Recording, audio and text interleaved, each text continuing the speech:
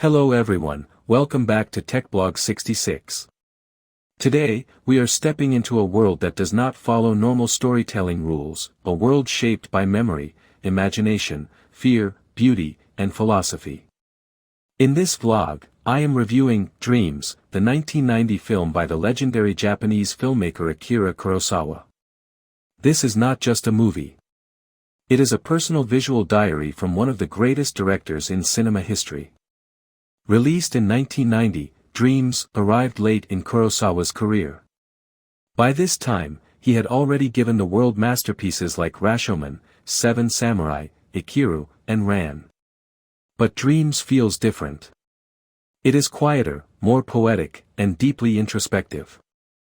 Kurosawa himself said that these stories were inspired by his actual dreams, and that alone makes this film fascinating. Instead of a traditional plot, Dreams is divided into 8 separate segments, each representing a dream.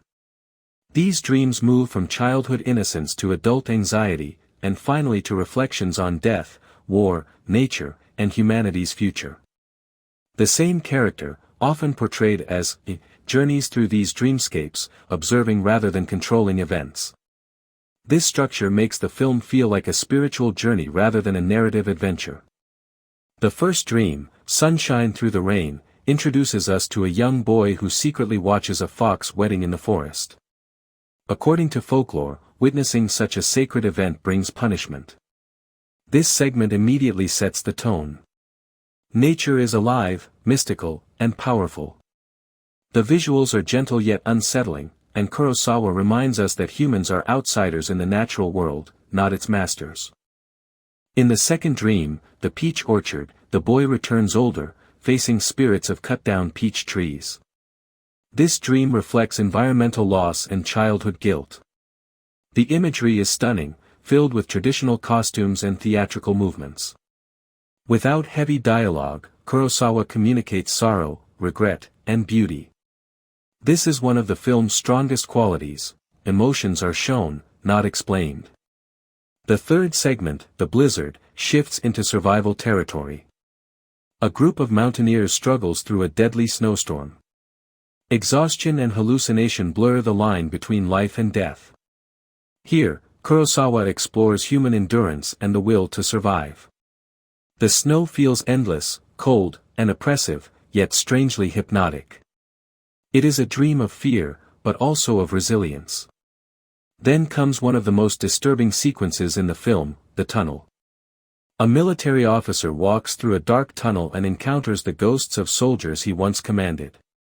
This dream is Kurosawa confronting the trauma of war. There is no glory here, no heroism. Only guilt, responsibility, and sorrow. The silence and slow pacing make this segment haunting. It feels like a confession rather than a story. In Crows, the film takes an unexpected turn by entering the paintings of Vincent van Gogh, played briefly by director Martin Scorsese. This segment celebrates art, creativity, and obsession.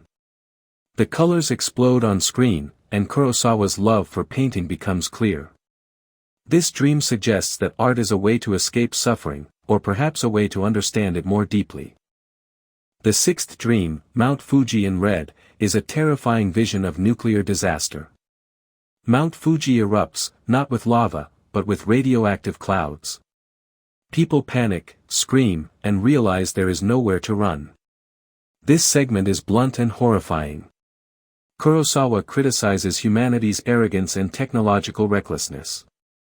Even decades later, this dream feels painfully relevant. After destruction comes reflection in The Weeping Demon. Here, the world has ended, and mutated demons roam a wasteland. One demon explains how humans destroyed nature and themselves. This is not science fiction for entertainment. It is a moral warning. Kurosawa asks a simple question: if humanity knows the consequences, why does it keep repeating the same mistakes? Finally, the film ends with Village of the Watermills.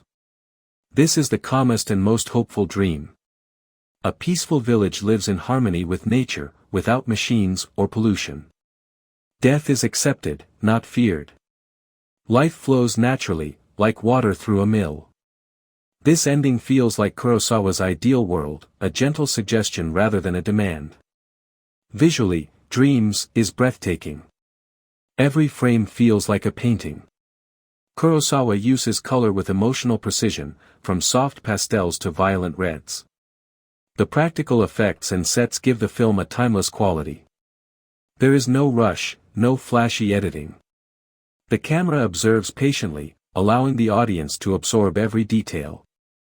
The music, composed by Shinichiro Ikiru, is subtle and emotional. It never overwhelms the images. Instead, it supports the dreamlike atmosphere, often fading into silence when needed. Sound design plays a major role, especially in scenes involving wind, footsteps, and distant cries. What makes Dreams challenging for some viewers is its pace and structure. This is not a movie that holds your hand. It does not explain itself. Some dreams may resonate deeply, while others may feel confusing. But that is the nature of dreams themselves. Kurosawa invites you to reflect, not to decode. This film works best when watched slowly, preferably in one sitting, with an open mind. It is not about entertainment in the usual sense. It is about contemplation. It is about asking questions instead of giving answers. In conclusion, Dreams is a deeply personal, philosophical, and visually poetic film. It feels like Akira Kurosawa looking back at his life, his fears, his hopes, and his regrets. It is not his most accessible film, but it may be his most honest. For viewers who appreciate cinema as art, Dreams is an unforgettable experience. If you enjoy films that challenge your thinking, explore human nature, and respect the intelligence of the audience, this movie deserves your time. Thank you for watching TechBlog 66.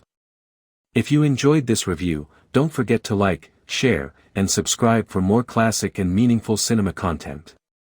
This movie is available on YouTube free.